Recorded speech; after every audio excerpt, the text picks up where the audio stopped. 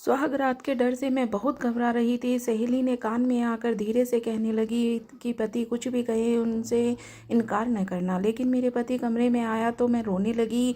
मैं वह समझा गया कि मैं सुहागरात के डर से रो रही हूँ। तभी उसने अपनी जेब से एक कैप्सूल निकाल दिया।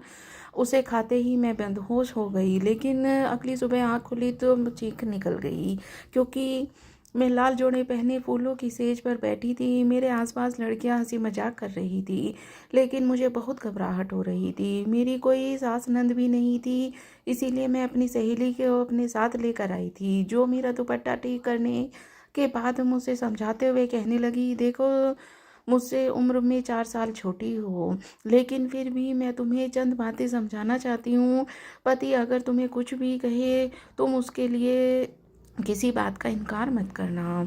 और अगर तुमने उसे मना किया तो वह इसका गलत मतलब ले लेगा। क्या मतलब है मधु? मुझे तो बहुत डर लग रहा है, न जाने आज मेरे साथ क्या होगा। मैं उसे अपना डर बता रही थी, तभी वह मुझसे समझाते हुए कहने लगी, देखो उस रात हर लड़की को डर लगता है, लेकिन अगर पति की किसी बात से इनकार किया जाए तो वह शक में पड़ जाता है। कहीं वह यह न समझे कि तुम किसी और को पसंद करती हो। मुझे बस इतना पता था कि मेरे पति मुझ उम्र में मुझसे 11 साल बड़ा है, इसीलिए मैं बहुत ज़्यादा डर रही थी। एक 19 साल की लड़की जिसकी जल्दबाजी में शादी कर दी गई, उसकी हालत कैसी होगी। उस वक्त मेरे साथ भी यही हाल पेश आ रही थी। फिर थोड़ी देर बाद मधु चली गई। अब मेरे कमरे में अकेली रह गई। अचानक ही दरवाज़ा खुला और मेरे पति अंदर आया। उस लंबे चौड़े शरीर को देखकर मुझे इतना खौफ महसूस हुआ कि मैं उसे देखते ही रोने लग गई। अब वह मेरे सामने आकर बैठ गया। मुझे रोते हुए देखते हुए मुंह बनाकर कहने लगा, देखो सुहाग रात का मज़ा ख़राब ना करो। मैं तुम्हें हंसते मुस्कुराते देखना चाहता हूँ। मैं ज़बरदस्ती मुस्कुरा नहीं सकती थी, क्योंकि मुझे पर खौफ सवार था। लेकिन मुझे पता भी नहीं था चला। उसने मुझे पानी दिया, जिसमें पहले से ही उसने कोई गोली घोल कर मिला दी थी। मैंने वह पानी पिया और फिर थोड़ी देर बाद नींद के झोंके महसूस होने लगे, और फिर मैं ऐसे ही हालात में सो गई। लेकिन रात को मैं अपने जिस्म में बहुत दर्द महसूस कर रही थी। सुबह उठी तो मुझसे चला भी नहीं जा रहा था। सुबह मुश्किल से नहा धोकर कपड़े चेंज किए, लेकिन मेरी हालत ऐसी थी कि तभी मेरे पति भी उठ गए। उनके चेहरे पर मुस्कुराहट थी। फिर वह मुझे रात के लम्हे के बारे में बातें करते लगे। मुझे बहुत शर्म आ रही थी। वह किस कदर मुझसे बात कर रहा था, शायद वह बहुत ज़्यादा खुले मिजाज के थे। अब मेरे घर में नाश्ता आया, जिसमें मेरी सहेली मधु भी शामिल थी। मेरे सारे घर वाले मेरे आसपास जमा हो गए। तभी मधु कान में कहने लगी कि रात कैसी गुजरी। मैं उसे परेशानी से कहने लगी, मुझे बहुत दर्द हो रहा है। यह सुनकर वह जोर जोर से हंसी थी। फिर कहने लगी, ऐसा तो सबके साथ होता है, तुम कोई अनोखी नहीं हो। बस कुछ दिन बाद तुम्हें इन सब चीज़ों की आदत हो जाएगी। लेकिन मेरे पति इन सब चीज़ों को हद से ज़्यादा आदी थे। अब वह हर वक्त मुझे परेशान करता रहता। कभी कभार मेरी तबीयत ठीक नहीं होती, लेकिन फिर भी वह अपना हक ज़रूर इस्तेमाल करता था। अक्सर मैं रात को रोने लग जाती। ऐसे में वह मुझे गोली खिला देता, जिसे खाकर मैं जल्द ही नींद की आगोश में चली जाती। यूं ही दिन गुजरते रहे। अब मुझे इस गोली की आदत हो गई थी। हर वक्त मेरी तबीयत सोई सोई सी रहती। दरअसल मेरे पति घर में अकेला ही रहता था। उसके माँ बाप तो नहीं थे और ना ही कोई बहन थी। यूं अकेलापन महसूस करके मैं हर वक्त उदास रहती। जब कोई पड़ोस की औरत मुझसे मिलने आती तो वह मुझे देखकर कहती कि तुम अपने आप को किसी डॉक्टर को से दिखाओ, तुम्हारी तबीयत ठीक नहीं लगती। मैं उस औरत से कहती कि हाँ, मेरा दिमाग भी भारी रहता है, न जाने क्या वजह है। फिर मैं डॉक्टर के पास गई। उसने मेरा चेकअप किया। फिर वह चौंक गई। उसने मुझे कुछ टेस्ट करवाए और कहा था। मैं हैरान थी, क्योंकि अभी तो शादी का सिर्फ 1 ही महीना गुजरा था और ऐसे टेस्ट की क्यों ज़रूरत पेश आ गई। जब मैंने पहली बार डॉक्टर से पूछी तो वह कहने लगी, मुझे ऐसा लगता है तुम्हारे खून में कुछ नुकसान शामिल हो गया है, जिसकी वजह से तुम हर वक्त नींद की आंखों में रहती हो। अगली बार हो तो अपने पति को साथ लेके आना।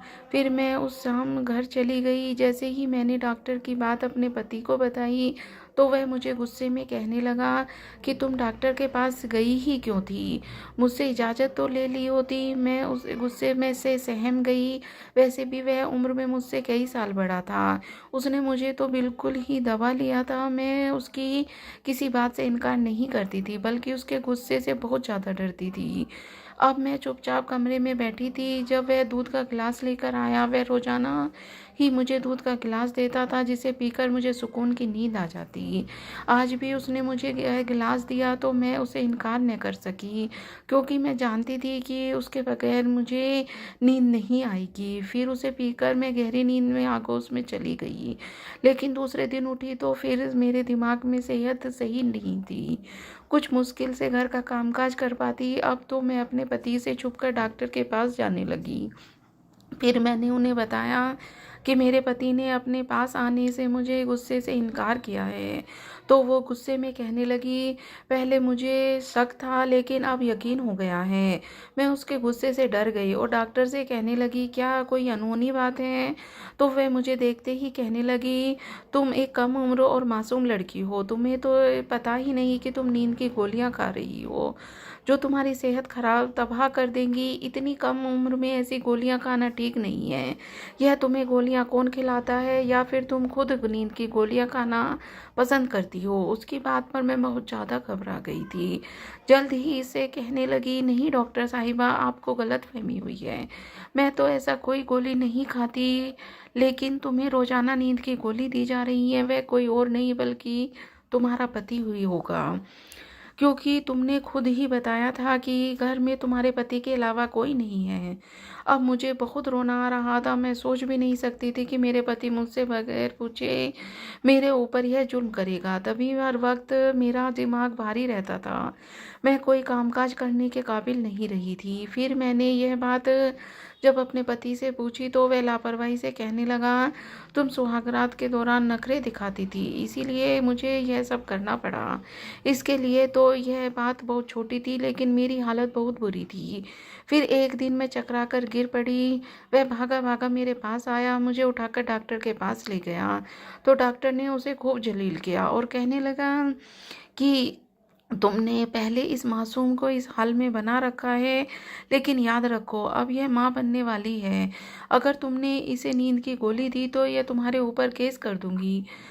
मेरा पति उसकी बात से डर गया। फिर उसने डॉक्टर से वादा किया कि आइंदा वह मेरा ख्याल रखेगा, ऐसी कोई हरकत नहीं करेगा। फिर मेरे पति आकर शर्मिंदगी से कहने लगा, मैं सोच भी नहीं सकता था कि वह मामूली सी नींद की गोली तुम्हारी दिमागी सेहत पर इस कदर असर करेगी। अंदाज़ा नहीं था मुझे। आज के बाद मैं कभी तुम्हारे साथ ऐसा कोई गलत बर्ताव नहीं करूँगा। मैं खुदा का शुक्र अदा कर रही थी कि औलाद आने की खुशी उसे सुधार दिया। उसे भी मेरी फिक्र थी। अब धीरे धीरे मेरी दिमागी सेहत ठीक हो रही थी। कुछ इस बात की भी मुझे खुशी थी कि मैं माँ बनने वाली हूँ। जल्दी हमारा खानदान पूरा हो जाता और फिर मेरा ध्यान भी बढ़ जाएगा। तो दोस्तों, क्या मेरे पति ने मेरे साथ सही किया था? क्या उसे ये सब करना चाहिए था? आप इस बारे में क्या सोचते हैं? मुझे कमेंट करके ज़रूर बताना। और आपको ये कहानी कैसी लगी, मुझे ये भी कमेंट करके बताना।